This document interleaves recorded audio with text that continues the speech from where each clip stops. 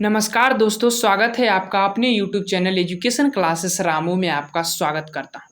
दोस्तों, आज की वीडियो में कुछ आजकल के न्यूज़ चल रहे हैं, उस पर हम चर्चा करेंगे जो महत्वपूर्ण है आप लोगों के लिए और जानना भी ज़रूरी है।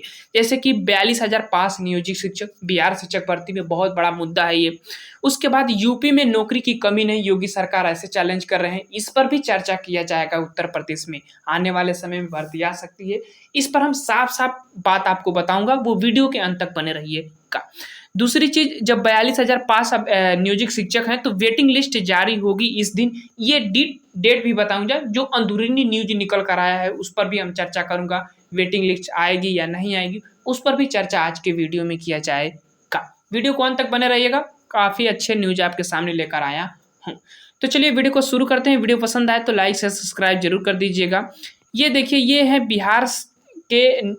बिहार न्यूज़ 18 के मशहूर पत्रकार हैं, जो कि इनका अतुल प्रसाद जो बीपीएससी के चेयरमैन हैं, उनसे काफ़ी ज़्यादा इनका लगाव है। मतलब एक तरह से ये समझिए कि जो अंदरूनी न्यूज़ होता है बीपीएससी का या शिक्षा विभाग का, वो ये शेयर करने का कार्य करते हैं। तो आप इनके ट्विटर हैंडल से नहीं जुड़े होंगे तो ज़रूर जुड़िएगा, अगर बिहार से रिलेटेड कोई भी न्यूज़ आपको चाहिए तो।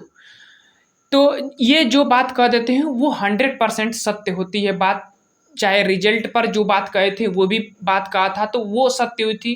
कोई भी चाहे माध्यमिक का रिजल्ट की बात की, आज रिजल्ट आएगा इन्होंने कहा था तो पक्का रिजल्ट आ गया था। तो ये जो कहते हैं वो सत्य होता है। तो वही चीज़ आज हम इनके ट्वीट के माध्यम से आपको बताने का कार्य करेंगे इस वीडियो में। पहला, इन्होंने कुछ महत्वपूर्ण बातें बताया कि बीपीएससी वेटिंग लिस्ट के बदले मेगा सूची जारी सर कर सकता है। ये तो सबको बात है भाई कि वेटिंग लिस्ट के बदले मेगा सूची जारी किया जा सकता है, कन्फर्म नहीं है, बात को ध्यान रखिएगा। लेकिन इसका निर्णय शिक्षा विभाग अभी लिया नहीं है। यही बात कहा कि शिक्षा विभाग के मार्गदर्शन मिलते ही जारी होगी मेगा सूची। अभी शिक्षा विभाग का मार्गदर्शन नहीं मिला है। एक ही अभ्यर्थी का 2 जगह चयन होने से खाली होंगी सीटें, ये तो सभी को पता है। बचे हुए अभ्यर्थियों को तय कट ऑफ में आने पर मिल सकता है मौका।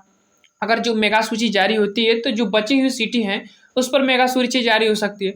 तो उस पर अगर जो तय कट ऑफ के अंदर जो अभ्यर्थी आएंगे उनका चयन हो सकता है।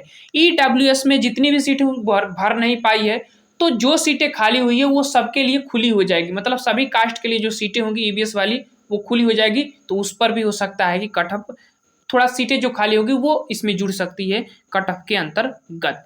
सत्यापन के द्वारा बड़ी संख्या में अभ्यर्थी मिल रहे हैं अनुपस्थित। आपको पता होगा कि बहुत से अभ्यर्थी सीटेड फेल होंगे, डीएलएड फेल होंगे, डीएलएड का डॉक्यूमेंट उनका रिजल्ट नहीं आया होगा। तो ऐसी चीज़ें बहुत सी समस्याएं होंगी जिसकी वजह से जो अभ्यर्थी पास होंगे वो अनुपस्थित हो जा रहे होंगे उस समय। प्रमाण पत्र सही नहीं पाए जाने पर रिजल्ट होगा रद्द। प्राइमरी से लेकर उच्च माध्यमिक में मिल सकता है मौका। बहुत से पद जो खाली हो सकती हैं। सीटें खाली होने पर गणना के बाद लिया जाएगा निर्णय। फाइनल वेरिफिकेशन के बाद शिक्षा विभाग तैयार करेगी सूची। आयोग सूची मिलते ही मेगा सूची के आधार पर जारी कर सकता है रिजल्ट। बहाली और नियमावली में वेटिंग या मेगा सूची का जिक्र नहीं है। ये बहुत महत्वपूर्ण बात है कि जो नोटिफिकेशन आया था उसमें ना तो मेगा सूची या ना नियमावली का जो मेगा सूची या वेटिंग लिस्ट का कोई जो है उसमें मेंशन नहीं है। तो ये सरकार पर डिपेंड कर सकता है। अगर सरकार चाहेगी तो नहीं करेंगे, तो वो नहीं कर सकती। आप उस पर चैलेंज भी नहीं कर सकते हैं कोर्ट में। तो ये चीज़ें ध्यान रखिएगा, बहुत महत्वपूर्ण पॉइंट है ये। बावजूद बीपीएससी ने शिक्षा विभाग से मांगा है मार्गदर्शन। तो बीपीएससी ने शिक्षा विभाग से मांगा है मार्गदर्शन की वेटिंग लिस्ट या मेगा सूची जारी किया जाएगा या नहीं। लेकिन इसका फैसला 1 नवंबर के बाद ही लिया जा सकता है, ये रजनीश कुमार कहते हैं। तो आप ध्यान रखिएगा, या तो वेटिंग लिस्ट या मेगा सूची अगर शिक्षा विभाग कहता है जारी होगा तो वो फैसला 1 नवंबर के बाद ही लिया जा सकता है। तो ये चीज़ें ध्यान रखिएगा। 2 नवंबर को सब लोगों को जो है नियुक्ति पत्र मिलेगा पटना के गांधी मैदान में। तो ये चीज़ें ध्यान रखिएगा। अच्छा, ये एक बहुत महत्वपूर्ण इससे रिलेटेड बात बताए हैं, उसको थोड़ा समझिएगा। बहाली में लगभग 1,22,000 अभ्यर्थी पास हुए, आपको पता ही होगा, जिसमें 42,000 नियोजित शिक्षक भी शामिल हैं। ये बहुत बड़ा मुद्दा है कि 42,000। अब देखिए, इसमें 42,000, 1,22,000 में 42,000 नियोजित शिक्षक ही हो जाएंगे, तो आप सोच सकते हैं। उसके बाद इन्होंने बताया कि 15 से 18,000 लगभग बिहार से अलग अभ्यर्थी जो हैं इसमें पास हुए हैं, सफल हुए हैं। तो आप इन दोनों को अगर जोड़ लेंगे तो यहाँ से देखिए 60,000 तो यही सब पास हो जा रहा है। तो 1,22,000 में तो आधा पद तो यही सब ले रहे हैं, तो आधे पद पर ही तो बिहार के अभ्यर्थी जो है सफल होंगे।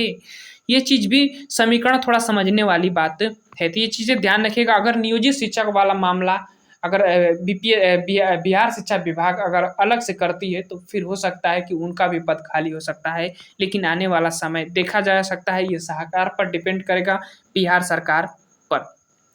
बाकी चीजें एक बहुत मुद्दा आजकल चल रहा है कि प्रदेश में नौकरी और रोजगार की कोई कमी नहीं है। ये योगी आदित्यनाथ का स्टेटमेंट है, जो कि रोजगार मेला में इन्होंने अपना जो भाषण के दौरान ये बात कही है। और अखबार भी तो इनका गुलामी है, आप समझ ही सकते हैं। इनके बारे में जो भी कहे पूरा गलत ही हो सकता है, क्योंकि प्रदेश में नौकरी और रोजगार की कमी ही नहीं है। धरातल पर आकर देखेंगे तब तो पता चलेगा कि प्रदेश में रोजगार और की कमी नहीं है, पता चल जाएगा। लेकिन आपको बता देता हूँ कि उत्तर प्रदेश में आजकल का जो माहौल चल रहा है, वो ना तो कोई उत्तर प्रदेश में कोई भी भर्ती आने की चांसेस है, ना तो शिक्षा मंत्री का, ना ही तो योगी आदित्यनाथ जी। बाकी चीज़ें अगर चुनावी माहौल में झूठ बोलने की तो ये सब लोगों की आदत है। जब चुनाव बीत जाएगा तो सब लोग शांत हो जाएंगे, चाहे कितना भी आंदोलन कोई भी कर ले, कुछ नहीं आने वाला है। अब इससे कहेंगे कि आप हताश कर रहे हैं सब लोगों को, तो ऐसा कुछ नहीं है। जो बात सत्य है वही मैं आपके सामने कर रहा हूँ।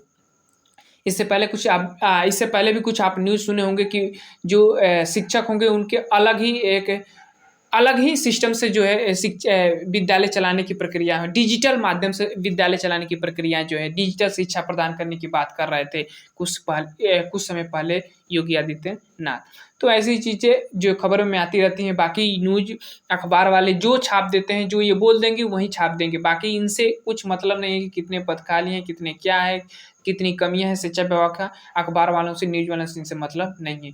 एक तरह का इन लोगों का बीजेपी का ये न्यूज वाले गुलाम हो गए हैं, आप समझ सकते हैं। बाकी आप तैयारी जारी रखिएगा।